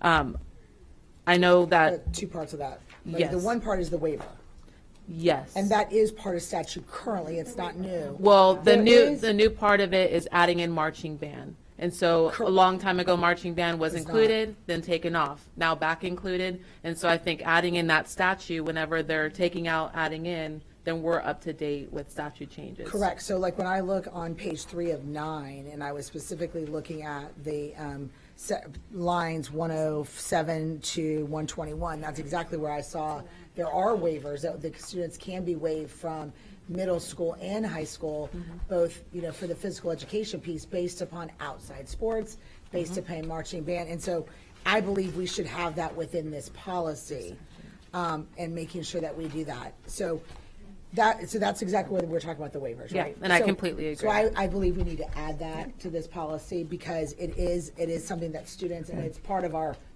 it is meeting statute. You're next. The other thing Member is, Brendan, if you can. okay, sorry, Yeah. it is a big policy. Well, I It's wanted huge. to mention that I have so many people in line. I have I so don't many disagree. comments. I think I don't know how the board members feel. It's 11:30. I think this policy needs to be worked Pulled, on more yes. and pulled 100% and agree. reviewed and changed, because I know I have some feedback as well, especially when we talk about the kindergarten teachers, because I don't know if there's financial implications. There's a lot of implications on this policy. I don't know how the board members feel about this, about looking at this working on, because I'm only on 2, and Agreed. you've already asked to get back into the 100% line. agree. We're going to be on here 45 minutes, and we're not going to get through this policy. So I don't know how the other members, if we can just. Two things see- we need to yes. do. Clarify from a timing perspective, is the state telling us we need to get this done by a certain time? She's Okay. already done it. No, they're Okay. not telling us that. They That's just want fine. enforcement of it, Got so, it. Okay. and I've already So we taken care could, of that. from a legal perspective, we can move forward. Ms. Gray sort of brought this in conjunction with the Wellness Committee and staff, so we should hear from her. I have about her one last feelings. question before Okay, that. that's I fine. mean, Yeah. I agree with you, Yes, though. 'cause I 100% we're agree. never gonna get But to if we're going to have a district committee making decisions about policy and bringing policy, then I think we should all be informed about what, if a district is running these committees, we should be more actively engaged with these committees. So that was just my other comment. And then, but I would agree that we should bring the policy back. Thank you. Can I say a few Yes, things? yes. Well, Member Gray, and if everybody is agreed to that, right? Is that everyone, just so that way she can comment, and then we can move on to the next policy after that. Okay, ahead, Member First Gray. thing, the legislation should have been, and I talked to, well, I'm not going to mention any names, we should have had, just like other policies, that listed on the back, every one of the Florida legislation and the USDA should have been done.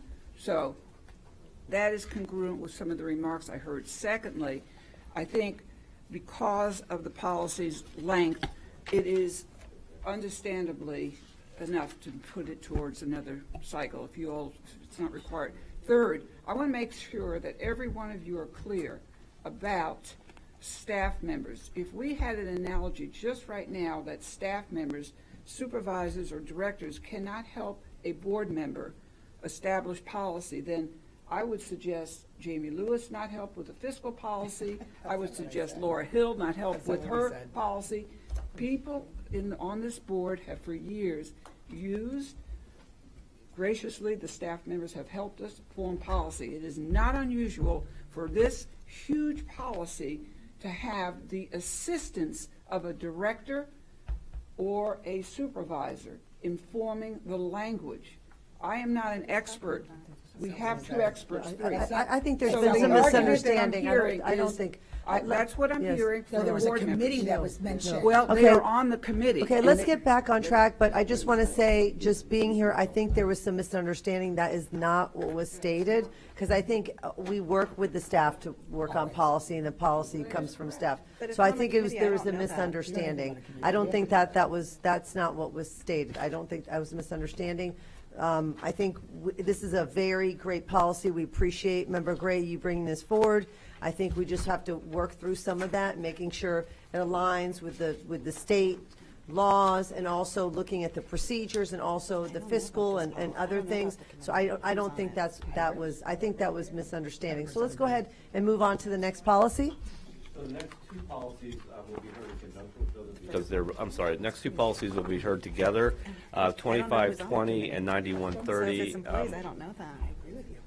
And Gary Brady will lead this discussion.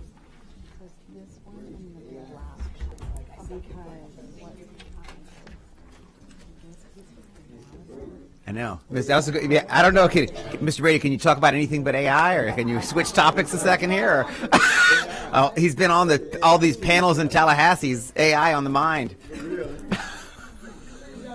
Bring him down to reality.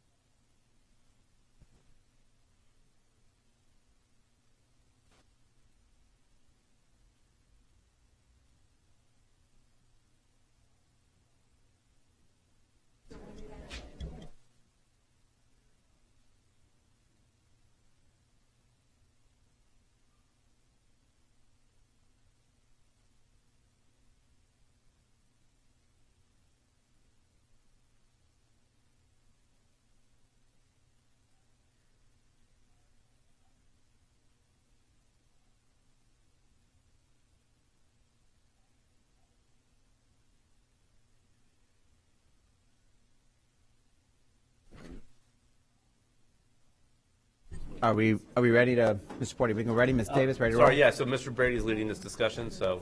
All right, let's go. All right, good morning.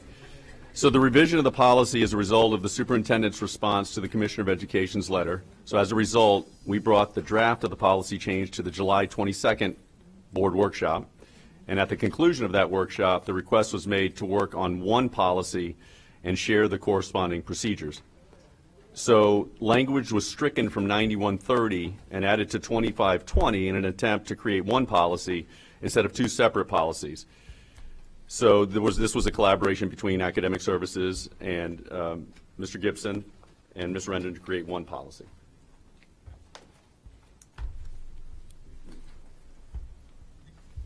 So if there's any discussion, yeah, Member Rendon. Okay, start with Member Rendon. Thank you so much. I appreciate the collaboration in this. I believe that this brings back the law as it's stated, and that we require to have an objection policy. I believe I appreciate the fact that we also have it in the handbook. The one thing I would ask is when we do have this final policy, and it was not included in this, and it's also not in the handbook, but actually a copy of the objection form. It's not in the handbook, it's not in the policy, and that is So something that was clear between all of us that we do want that attached. So, I know that I've seen it. Okay. Y'all want to see another one, but I think it's important that it's attached to both the handbook and to the form when we put it on the website. And so without that, I'm fine. So thank you.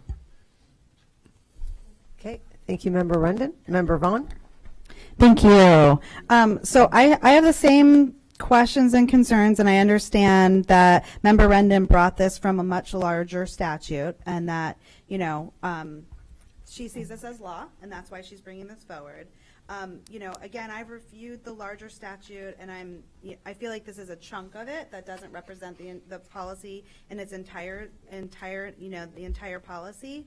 I'm also concerned that we're not able necessarily to do a lot of this stuff when we're talking about supplemental material in a classroom and making sure it's completely accessible. We have, completely impromptu moments where a student might have a book that they brought from home that they have a question about, that they ask, and it turns into a spontaneous conversation from the teacher. And I'm worried that by boxing us in, saying that every single thing that happens in a classroom is going to be online and transparent is unrealistic and concerning. I'm also, I find that we can't preserve this in the way that if, let's say, a parent objects to a standard, our students are still going to be held responsible for that information, whether the student objects to the standard. They're still going to have to take a test where they have to answer a question to that standard, and if they don't, because they want to opt out of that information or that curriculum or that piece, they're going to be held, they're going to be deemed, their test grade, their end of quarter test grade is going to be penalized for that. So I don't feel like we can really honor this policy is my concerns about it. And so I'm saying no to this policy. And then I think that we do need to move that piece back to the other policy and discuss it about that piece, because I don't want this hanging. If for whatever reason my fellow board members don't want to bring this policy forward, I don't want that piece disconnected from the original policy. And I think that's why you gave that to us here as a standalone piece that can either, if this moves forward, will be attached to this to consolidate it, or as you mentioned, if for whatever reason this doesn't move forward, goes to the original policy it was tied to. Then is it 9150, 9130, 9130? Yes. And those are my comments. Well, I think we should do what we did last time. Everyone's going to have the comments, and then we'll go for that since you're the author. Excuse me. I'm not going to reiterate everything that Member Vaughn said. I feel the exact same way. We're going to follow the law. I don't need to be boxed in with this. I've seen this policy multiple times. I'm not going to support it the first time, didn't support it the second time, and I'm not supporting it again. I would refer to 9130. I appreciate the procedures and working on those. I absolutely will not support this policy. I think we're going to refer to the law. We're going to go through the law, and we know that if the commissioner or somebody contacts us and they say this is a book and it's against the law, and we're breaking the law, it's going to be removed. But I don't need this policy. I think it creates less flexibility. It creates more problems. I can see a lot of issues with this. I absolutely do not support this, and that's all I have to say about that. Who else would like to speak? I mean, we have 2 board members who aren't here, so this is also one of those big policies, so did anybody else want to say anything? Because we don't have enough people here to make a comment and to, I know you want to respond to that.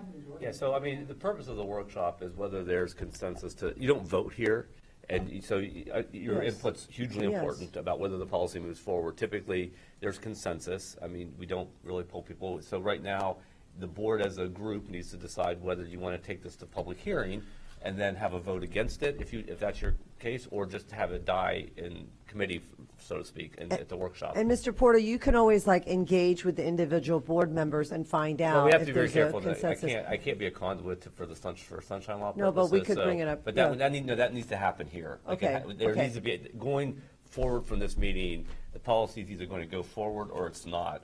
It can't dangle, and I can't be And can we responsible for that. vote for it on that day? We Yes. can separate it separately, Yes. and we can vote for Absolutely. it separately. Yes. Since we do have 2 board members who aren't here right for the Yeah. moment, I think what would make sure that, as we did last time with the policies, we voted on them separately. right. And we should do that. And it also because gives this is a topic that's just keeps Well, being brought up. I think the beauty of a public hearing too is no one's allowed to speak here except board members and staff. At a public hearing, you'll get input from the public.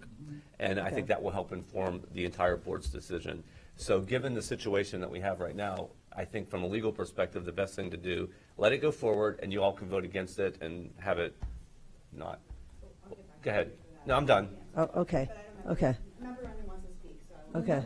No, we have to wait for, to anyone have any comments, and then Member Rendon can respond to that. Okay. Yeah, and then you get back in the queue. Sure, while we're waiting for Shakel. So what's written in 2520 seems like, why is that so separate from 9130? Can't that be, because, it does bring out some good points around, superintendent should develop procedure for handling all objections. Well, why isn't that in 9130? Because you're talking about complaints and better curriculum and material. It might be helpful, I think, Dr. Hahn, I mean, it's a great question. It might be helpful to hear from staff about why, and that's why these 2 policies are being heard in conjunction with each other, because they're related. You're deleting and adding and modifying. So if staff wants to talk a little bit about the thought process from taking that out of 9130 and just having one policy, it'll probably be helpful. Okay, I'm just going to listen to what Patty Okay. has to say. Okay.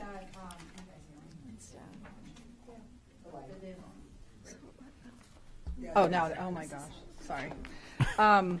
I think the point of that was just in conversations with board members as this under the matters with the superintendent and knowing this is just materials, this could be anything. And this also goes with 1006.28, which was what you were trying to capture, and then all of us as a whole trying to capture 1006.28. That verbiage, and we can take note of that and modify even that piece, is that it is the superintendent's responsibility to have the objection process, which has always been in place Yes. since day one.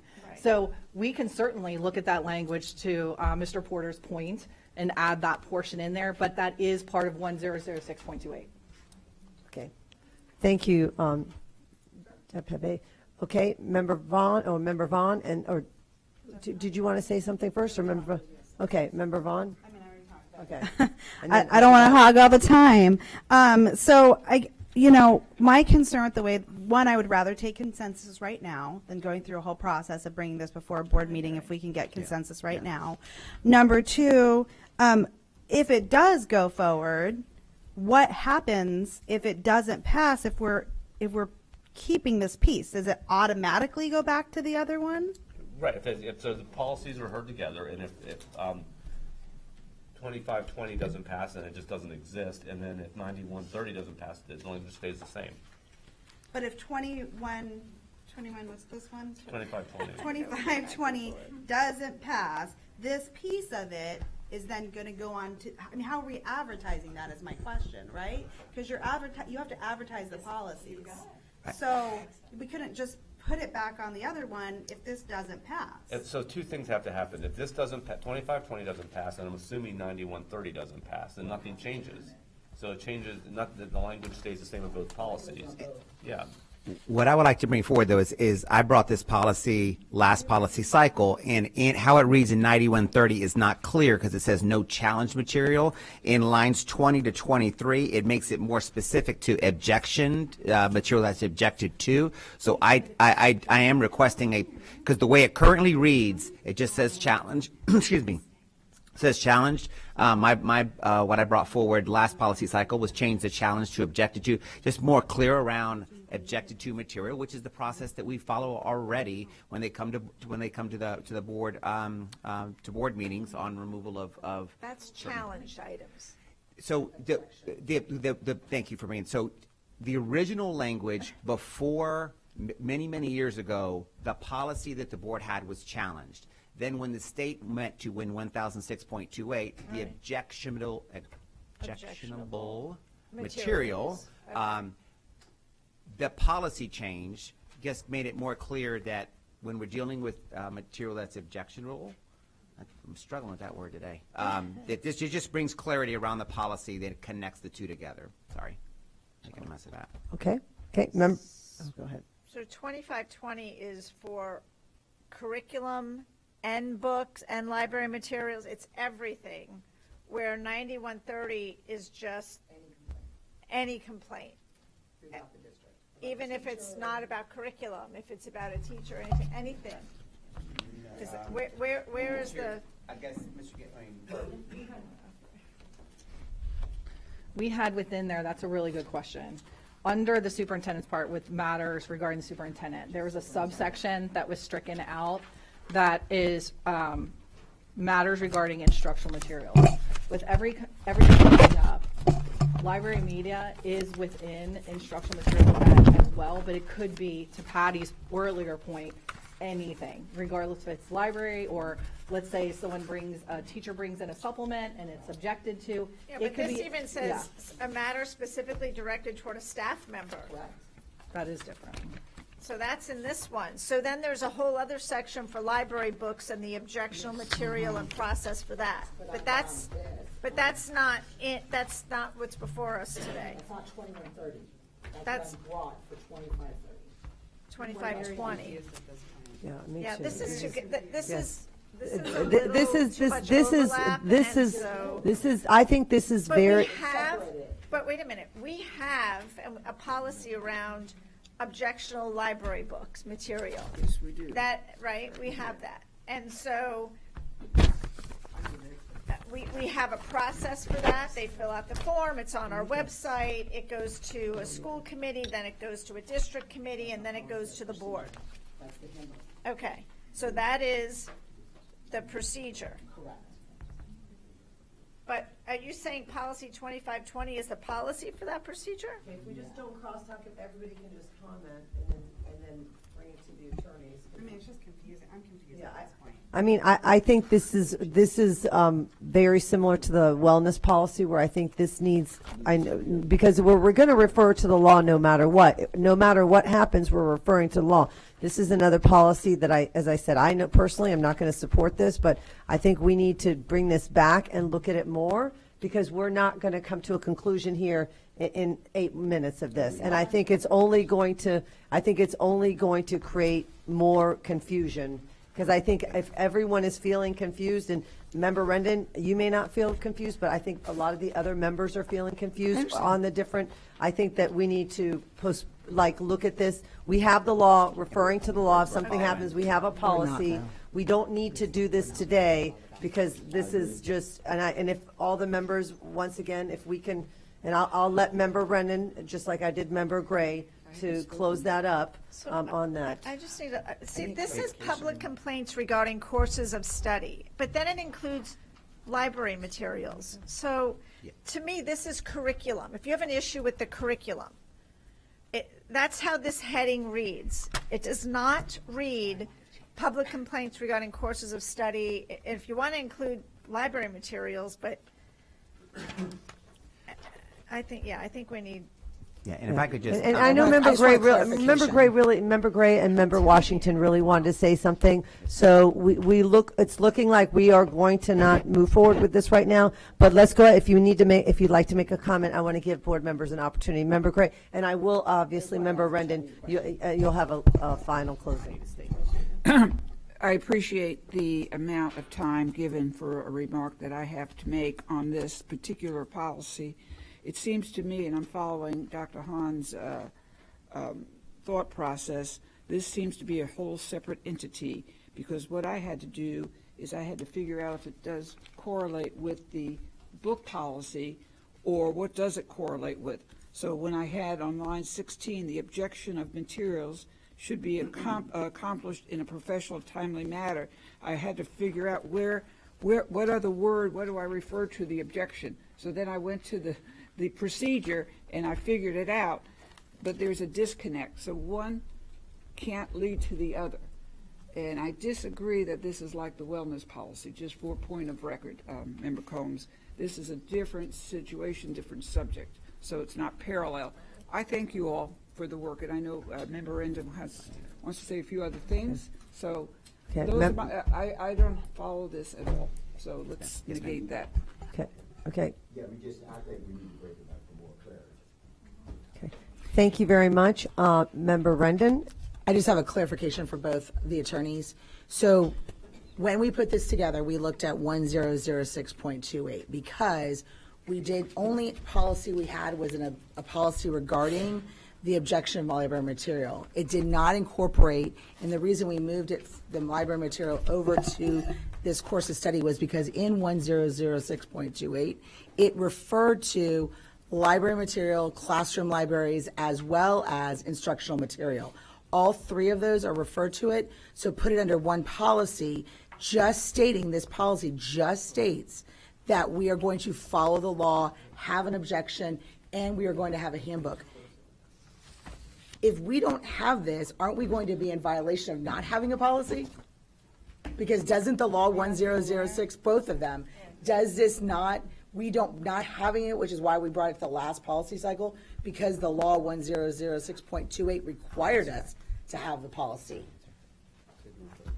I guess currently in 9130, we have the objection process. To the superintendent's point, the hope was to change the language to more align with the current statute. But in this entire time, my argument would be the policy as we've had it as within 9130, we are following Florida statute. We're following. We have a policy.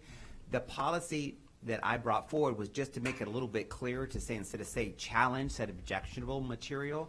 But we don't have to do anything in regards to policy change. What I have done and the team has done throughout this entire cycle is tighten up the procedures in my end. My argument would be we don't need to bring anything back. We've got a policy per state statute that follow around objectionable materials. My plea to the board would be we don't have to make any policy change. We're already following Florida statute with regards to objectionable materials. And in this process, though, on my procedures, and the team's worked extensively hard on that the procedures that we worked on have become a lot more clear in how we deal with instructional materials. So a recommendation from me would be we don't really need to bring anything back because we've been following this policy that this board made, following the law 1006.28 from its inception. So I don't think we need to bring anything back. But you just want to change challenge to objectionable. If in Miss Rendon last cycle brought a more I guess I would say I'm not speaking for you. This is exactly what I brought back. From last cycle. Exactly. Yeah. It's core to the law. Yeah. The public complaints regarding course of study, that top part, that came from Member Rendon. No, it came from the consensus of the group. I wanted it changed to classroom materials and library materials because the law states instructional material, classroom libraries, and media library. So just wanted to clarify that we're going to be good with this because it also does not give you permission to remove anything off of any shelf. This thing, it only talks to objection. So it does not give us any other policies regarding anything else. That does mean like if a parent comes and says, I don't want my kid reading that book, it's going to require them to do a formal objection policy with the media center. Okay, just kidding. I'm just Okay, kidding. I think we, Just double I checking. think Just we, clarifying. I think I think, Mr. Porter, I think you have direction on both of What I'm those. hearing is Yes. these two policies will be deferred. From a legal perspective, I think we don't have to do it. I think there was a cleanup attempt by both staff and by Ms. Rendon to sort of give some clarity and to put the policy where it belonged because it's buried in a policy that has nothing to do with anything other than public complaints. So for purposes of today, the policy will not go forward. I do think it's important for the superintendent and his staff to talk about whether we need to tweak some of this, put it in a place where it's more readily available to the public for research purposes, and then that'll be his decision, and he can bring that back if he wants, or a board member can bring something back as well. But these two policies will not be going forward to the public hearing. Okay, thank you, okay? And with that, all right, with that, December school board workshop is adjourned. Okay.